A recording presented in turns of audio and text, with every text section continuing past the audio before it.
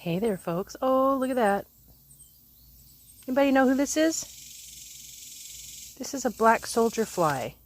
You see her little ovipositor, her little booty?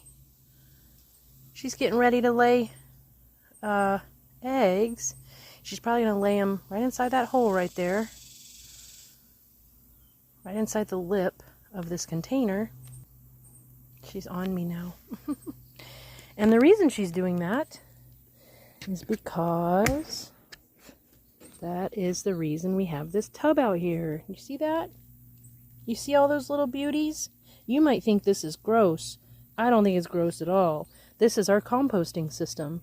These little guys are black soldier fly larvae, and they help us break down our compost into fertilizer that we can then use on our houseplants, on our garden, on just the plants in our yard.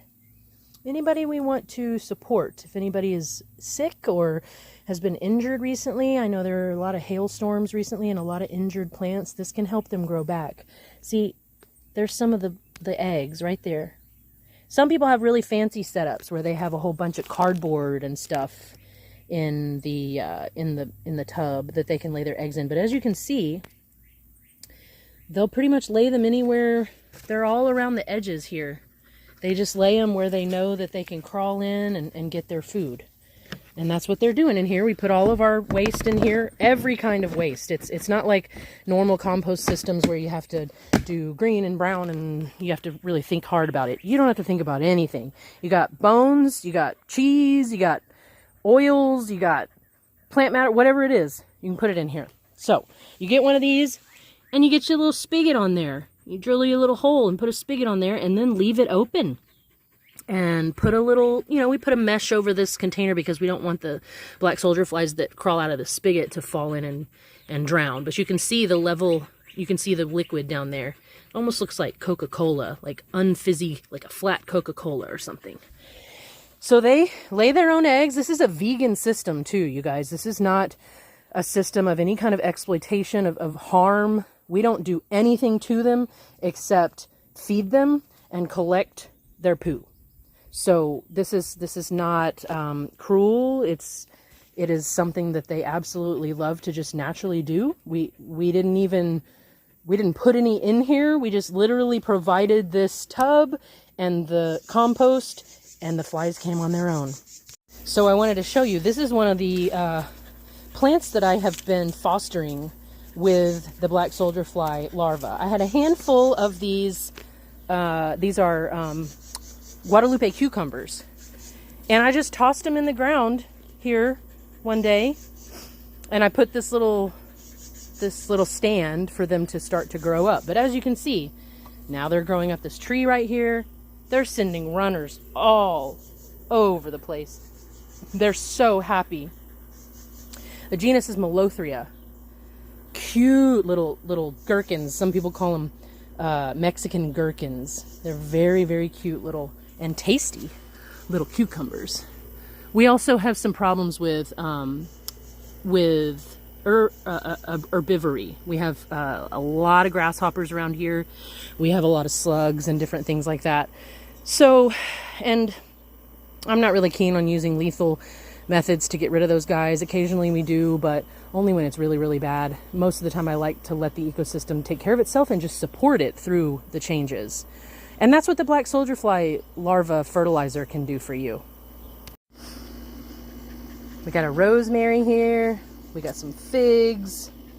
We've got an oak baby growing really well with the fertilizer. These figs have been chewed on and chewed on and chewed on. Can you see that? But because of this fertilizer, guys, they keep coming back. Here we've got some volunteer dayflowers and 3-seed mercury and some lamb's quarter growing in here. These are all volunteers. Somewhere down in here there are some plants that were actually planted. There's also little oak seedlings growing in there. And these do really, really well on this fertilizer. It's a really diverse grouping of plants here, and they all do well. This is a horse crippler. And we got ourselves an agave here. Some other succulents. I have a plumeria over here. I got some Purple Heart, tons of succulents down here, more Melothria back there. We got us an Opuntia, we got some irises that have been heavily chewed on, and they're still doing all right. We got these oleander. Look at those big old elephant ears back there. We got some friendship plants. We got some, I can't remember the name of this one. This one was my great-grandmother's, you guys. My grandmother had it, and it was down to one leaf. And she said, I just don't think this plant's going to make it here. You might want to take this with you. So I did, and here we are. And there's a couple little surprise plants growing down in there. This is some little house plant whose name I don't know yet, but I just put a wayward leaf in there, and now look how beautifully that's growing. And this little one right down here is the aerial pup of a type of orchid who is very happy down here as well. So a lot of variety in the plants who can benefit from this kind of fertilizer. You can make your own system. You can buy this from someone. We are in the process of manufacturing some of this and beginning to distribute it. We are called Familiar Foods. You can find us on Facebook. The icon is a little kitty with a witch hat on. And we hope to hear your testimonials. We hope you get to use some of this on your green friends and support them. And we hope that they grow beautifully. And we hope you grow beautifully. We love you.